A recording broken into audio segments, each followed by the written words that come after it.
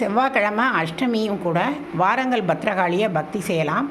இரண்டாம் புலிகேசி மன்னன் வெங்கிங்கிற நாட்டை வென்றதன் அடையாளமாக வாரங்கல்ல ஒரு சிறிய குன்றின் மீது அழகிய கோவில் எழுப்புகிறான். 2.5 அடி உயரத்தில் ஒரு காலை மடக்கி ஒரு காலை தொங்க விட்டு 8 கரங்களுடன் அதி அற்புதமாக ரொம்ப அழகான அருள்பாலிக்கும் கண், அப்படி தீர்க்கமான கண்களுடன் அவளுடைய சிலை நிர்மாணிக்கப்படுகிறது. பின்னர் இது காக்கத்திய மன்னர்களின் குலதெய்வமாக இருக்கிறது. அப்போ அவள் உக்கிரமாக இருந்திருக்கா. பின்னர் முகலாய படையெடுப்பின் போது கோவில் சிதிலமடைய 1950 ஒரு சக்தி உபாசகர் இந்த கோவிலை திரும்பவும் நிர்மாணிக்கிறார். அப்போ இவர் அம்மனுடைய உக்கிரத்தை தணித்து மகா திரிபுர சுந்தரியாக இவளை மாற்றி அமைக்கிறார்.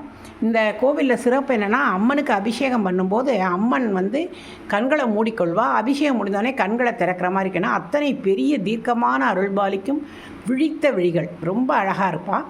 இவளுடைய இடது கண்ணில் தான் அந்த உலக புகழ் வாய்ந்த கோஹினூர் வைரம் வைக்கப்பட்டிருந்தது. கொல்லூர் சுரங்கத்தில் எடுக்கப்பட்ட கோல்கொண்டா வைரம். பின்னர்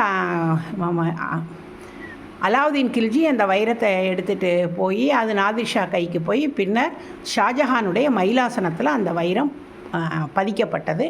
ஆங்கில ஆட்சியின் போது அந்த வைரத்தை எடுத்து இங்கிலாந்து மகாராஜாவின் முடிசூட்டும் கிரீடத்தில் பதிச்சிட்டாங்க.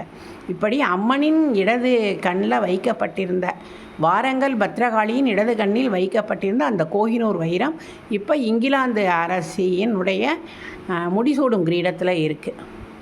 இதுவும் இந்த கோவிலோட சம்பந்தப்பட்டது. கோஹினூர் வைரம் உலகில் புகழ்வாய்ந்த வைரம், அதிக எடை உள்ள வைரம்.